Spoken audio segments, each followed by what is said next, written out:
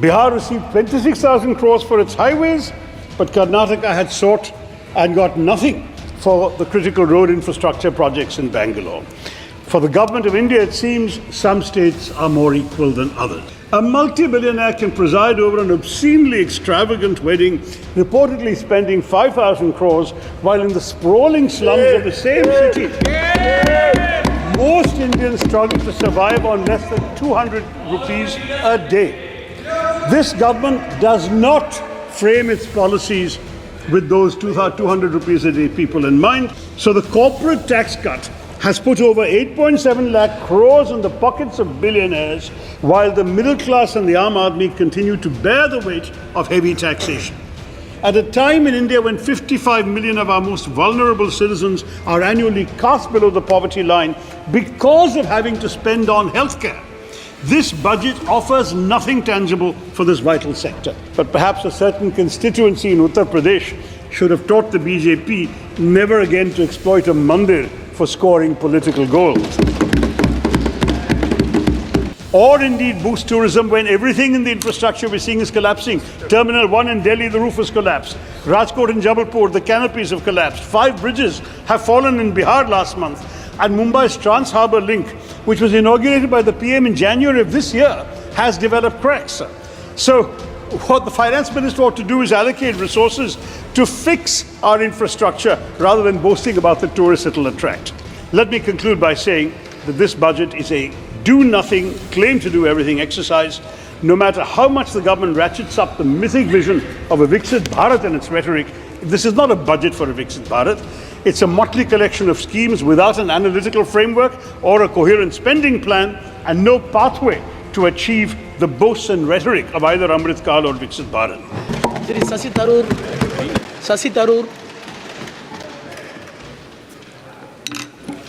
Thank you very much, Mr. Chairman, sir, for giving me an opportunity to add my voice to the Indian National Congress's view of the Union budget presented by the Honourable Finance Minister.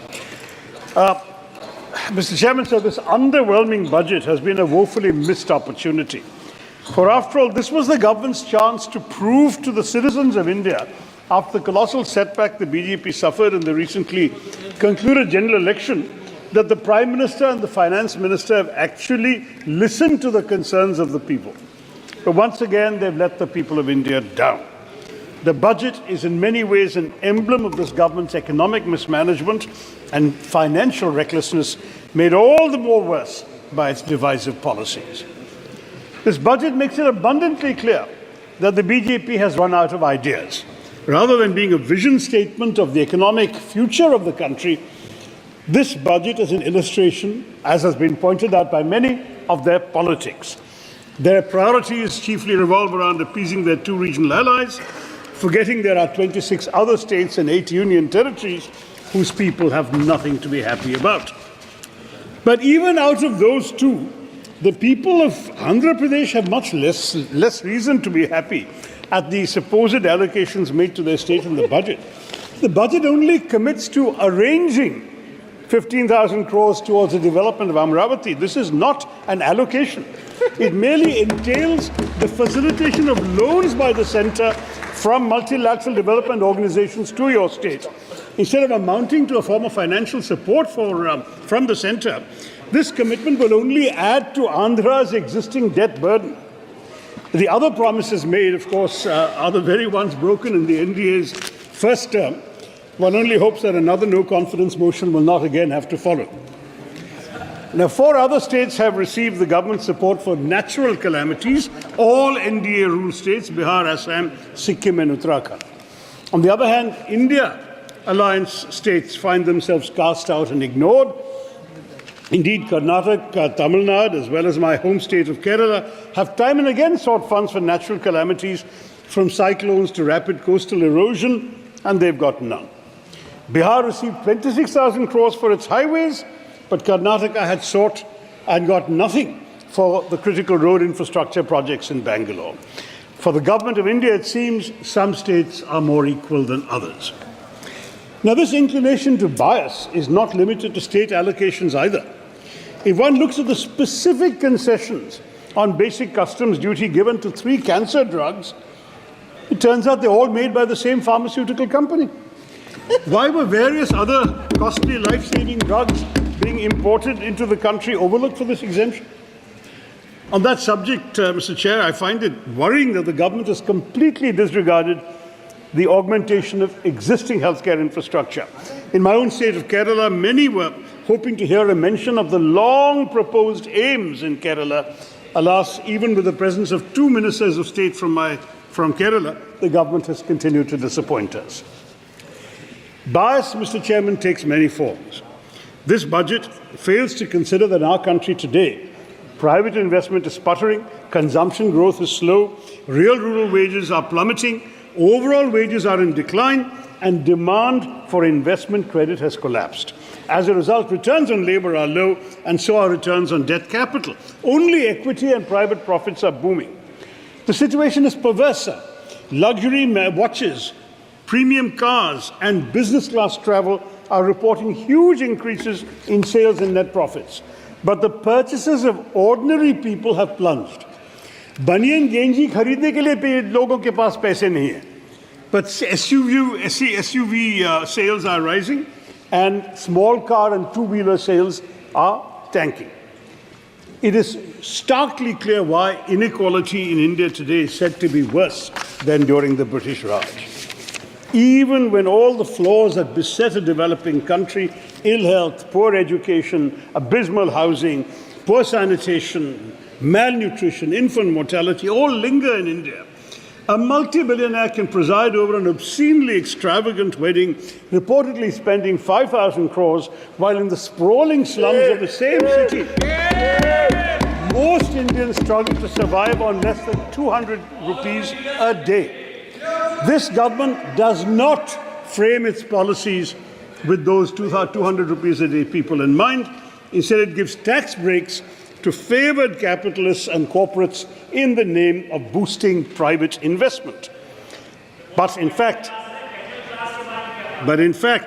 this government's corporate tax cuts have meant a revenue loss over the last 5 years of an astronomical 8.7 lakh crore rupees foregone by the government. Who has this benefited, Mr. Chairman? Can you tell us where the jobs are, Madam Finance Minister? Where is the capital investment?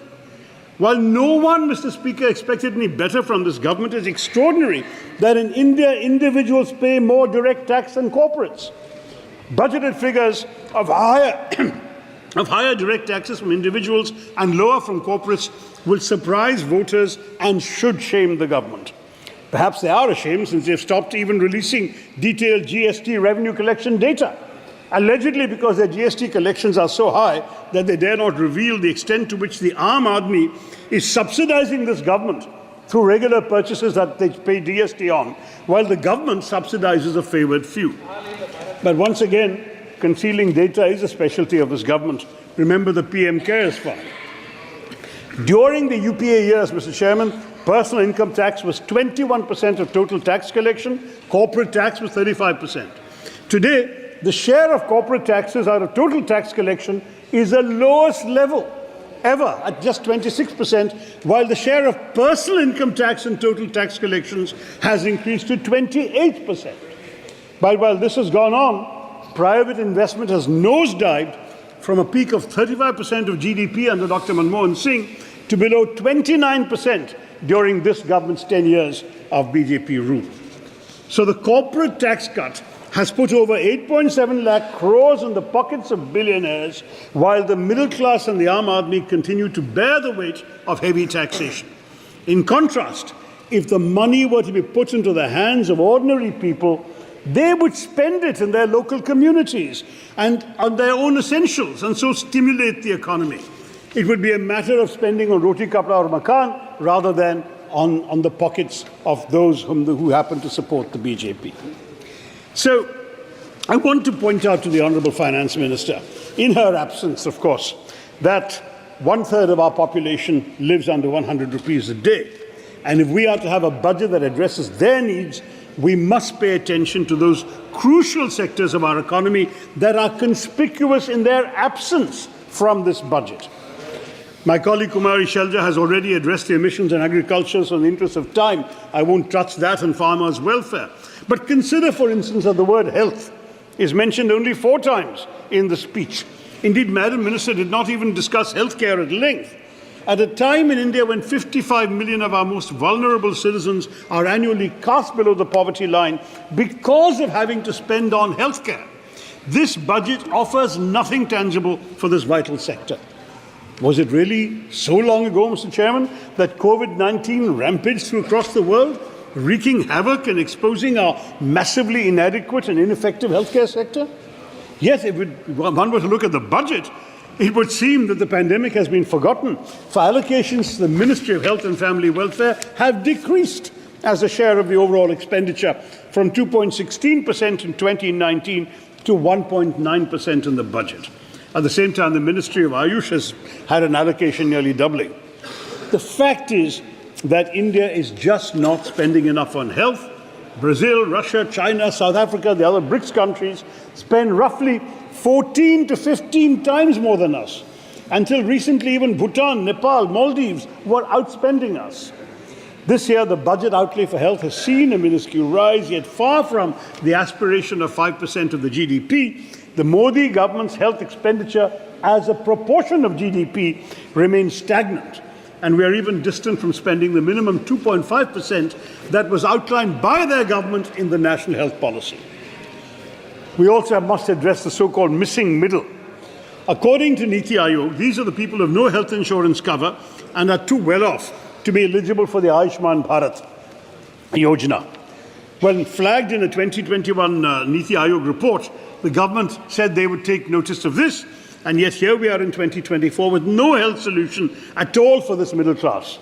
This is highly irresponsible and reflective of our government's inability to afford something as basic as healthcare insurance cover to some of our neediest citizens.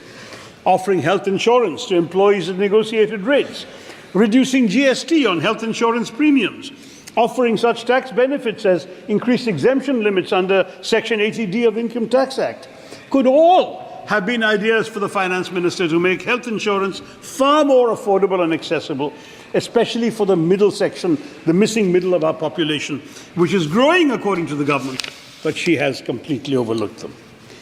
The truth is, Mr. Chairman, that even when it comes to a sector as indispensable as public health care, the mantra of the BJP, as with everything else, has been rebrand, not revamp.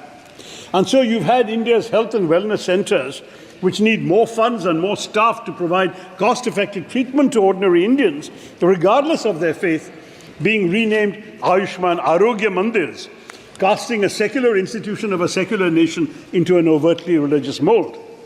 But perhaps a certain constituency in Uttar Pradesh should have taught the BJP never again to exploit a mandir for scoring political goals. Yet rebranding is what this government has done for the last 10 years. We've been calling it a name-changing government, not a game-changing government, as you know. But honestly, hearing the inflated claims of the ruling party after this weak budget and all the TV shows I had to appear on yesterday, I am reminded of a garage mechanic saying to the owner of a car, हम आपके brakes तो ठीक नहीं कर सके, इसलिए horn की आवाज़ को बढ़ा दिया. That's what the Sarkar is doing. The brakes of the Indian economy have fallen off, but this government's horn keeps getting louder. Let's look at the targets announced for Make in India in its 10 years of existence. An underachievement. This government thinks honestly that rhetoric is a substitute for action. But if I may move to another sector of the economy which the budget barely pays any attention to, that's education, immensely critical to employment generation. For all the BJP's talk of upskilling youth and equipping them with the tools they need to procure jobs in today's intensely competitive job market, there was no mention in the budget speech of primary or higher education. We have a staggering 3.5 million youngsters, 35 lakhs, dropped out of school in the last academic year for which there are records. And this is not just an indication of economic failure by the government, kids having to join the informal workforce to support their families, but it's the future of India stepping away from the path of knowledge, Mr. Chairman. It's deeply unfortunate. And while leaving school may not be in these students' hands, getting them back to school is certainly in the government's hands. So it's a shame that access to quality and compulsory education has been wholly overlooked in this budget. Education has been allocated a miserly 1.2 lakh crore rupees, which is a 7% decrease from the revised estimated allocation of 23-24. More alarming is the fact that the allocation for the Department of School Education and Literacy as a share of the total budget outlay reduced from 3.16% in 2013-14, the last year that we were in government, when the UPA was there, to just 1.53% in 24-25. And the combined allocations for both the departments have declined from 4.7% as a share of the total budget expenditure in our last year to 2.53% in your so far last year. Now, as a share of GDP, it's even worse. It's a horrifically low 0.36%. The government's own new education policy of 2020 recommends that the education budget should be 6% of GDP. Now, Mr. Chairman, if this Modi government cannot even meet the goals that they set for themselves, then what can we expect of them, Mr. Chairman? In continuance of their onslaught in education, by the way, the budget has slashed the funding for the UGC by 60%. Sir, my party has allocated 20 minutes to me, sir. So I have another 6 or 7 to go. You are having 15 members. No, sir, I've been told 20, and I've prepared accordingly, please. But they've slashed the UGC budget by 60%, and fears do abound now that this will reduce the UGC to purely a regulatory agency, encourage universities to start more self-financing courses, creating an additional financial burden on students, and will also make more universities dependent on loans from the Higher Education Financing Agency, a complete transformation in our education environment. On top of that, in 2019, the government introduced a 4% education and health cess, which is not a sustainable source of revenue for the government, but this cess has financed 70% of total educational expenditure after 2015. So that is another source of worry. So there's little to cheer on health and education, but should we welcome the government's belated recognition of the worst ever employment crisis in our country in history by their borrowing the Congress Party's proposed apprenticeship scheme and renaming it? No. First, because the exaggerated claims of the government that it added 125 million jobs in its 10 years, including 47 million last year, are completely fake. They include unpaid labor, and even 1 hour's work a week has been counted as a job. Second, because they've diluted our scheme. We had proposed an apprenticeship which would lead to jobs. They've reduced that to an internship, which is only assistance. They've only restricted to 500 top companies. We had it open-ended. We offered 1 lakh per person. They're offering only 5,000 rupees a month. And on top of that, they're saying 10% from CSR funds. CSR funds are meant for social welfare benefits and not for the companies to spend on themselves. So I have to say, on top of that, you have the fine print in the annexure that says that the participation in these companies is voluntary. I don't know how they're going to define the 500 top companies, and how would these companies voluntarily shoulder the government's burden of creating an economy where there are enough jobs. The precedents are not encouraging. Can the government tell us what became of their 10 years of skill development efforts? How many of those trained have been placed in real jobs? What about the schemes for women? Why is female labor force participation at a record low today of 28%? मगर चलिए सभापति जी, बहुमत हारने के बाद BJP तो हमारे सुझाव मानने लगी, ये तो अच्छी बात है अगर इससे भारत की भलाई हो जाएगी. But it's amusing to me that the BJP had to lose its majority in parliament before they became receptive to effective suggestions from the opposition. Let me immodestly point out that it was I who in the Lok Sabha on 10th of March 2016 asked the late Finance Minister Shri Arun Jaitley to reduce or remove angel tax in order to strengthen the startup ecosystem. And I'm glad to see that 8 years later, a finance minister has heeded my words and abolished it. So, chalo der aaye, durust aaye. But I have to say that the finance minister's rosy claims on FDI are belied by facts. FDI as a ratio of GDP has in fact collapsed from an average 2% of GDP to 0.5% of GDP last year, the lowest in a decade. One big reason for stunted private investment is the heightened risk perception of the Indian economy. Foreign companies actually pulling money out of our country. Some $44.4 billion have been pulled out in 23-24. And actual FDI, that is investments minus what they take out, has fallen to 26 billion, which is a 37% drop, according to RBI data, and the lowest number since 2006-07, when the UPA was in power. Similarly, the government's disservice of removing indexation benefits under the long-term capital gains tax is unforgivable, because countless members of the middle class worked tirelessly for years to be able to afford a house or make an investment in real estate to secure a pakka house for their families, and it's no longer a viable investment because you no longer can index the appreciation of that value to inflation, and you will pay a much larger sum as a result. In this example, a couple of minutes more, sir. In this example, we are looking at the government taking more taxes out of the pockets of the middle class, out of people who might even end up losing money in the course of buying and selling a property, which may be the only one that they can afford. So the real worry with all of this is that you're going to see a strong resurgence of cash transactions in purchases of property.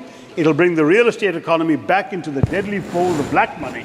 So much for na khaunga, na khane dunga. I must say, sir, the government keeps boasting of capex and infrastructure, but the fact is that, and it even says it will create jobs in the tourism sector because of this. But the truth is, how can you create jobs or strengthen tourism when your refusal to reduce GST in hotels has made India amongst the costliest destinations? You exhausted 20 minutes already, please. Or indeed boost tourism when everything in the infrastructure we're seeing is collapsing. Terminal 1 in Delhi, the roof has collapsed. Rajkot and Jabalpur, the canopies have collapsed. 5 bridges have fallen in Bihar last month. And Mumbai's Trans-Harbour Link, which was inaugurated by the PM in January of this year, has developed cracks. So what the finance minister ought to do is allocate resources to fix our infrastructure rather than boasting about the tourists it will attract. I'm going to wrap up, sir, with just one sad comment further before I conclude, which is the accidents and the failure of the government to implement its own kavach that it's been talking about. We've had grisly and ghastly railway accidents, but the kavach system has only utilized less than half of the money allotted to it in the last budget, and only 1% of the total amount of railway lines that are supposed to have been equipped with kavach have been equipped. So this is pretty shameful, and the budget has glossed over it. Nor did the finance minister mention Manrega, which has been mentioned by others, so I can just say in one sentence that demand keeps going up, but the Modi government keeps reducing its allocations to this. And it's the allocation they've requested now is far short of the amounts requested and required to meet the demands. On top of that, they've deleted job cards. 267% of more job cards have been deleted this year, and the new Aadhaar-based payment system has left 8 million active workers ineligible for payment. This is supposed to be something to help the rural poor. It's actually hurting them, sir. Let me conclude by saying that this budget is a do-nothing, claim-to-do-everything exercise. No matter how much the government ratchets up the mythic vision of a Viksit Bharat and its rhetoric, this is not a budget for a Viksit Bharat. It's a motley collection of schemes without an analytical framework or a coherent spending plan, and no pathway to achieve the boasts and rhetoric of either Amrit Kal or Viksit Bharat. The government is selling us a penthouse in a building whose foundations are shaky, whose canopy has collapsed, whose lift shaft is yet to be installed, and whose workers are starving. The budget lacks originality, ambition, strategy. We get no answers to the employment puzzle. We get no solutions to education and health, and we don't engage with any of the crises of investment I've outlined today. The budget that India needs and India deserves is much more than a statement of solidarity with the ruling party's political allies. Thank you, Mr. Chairman.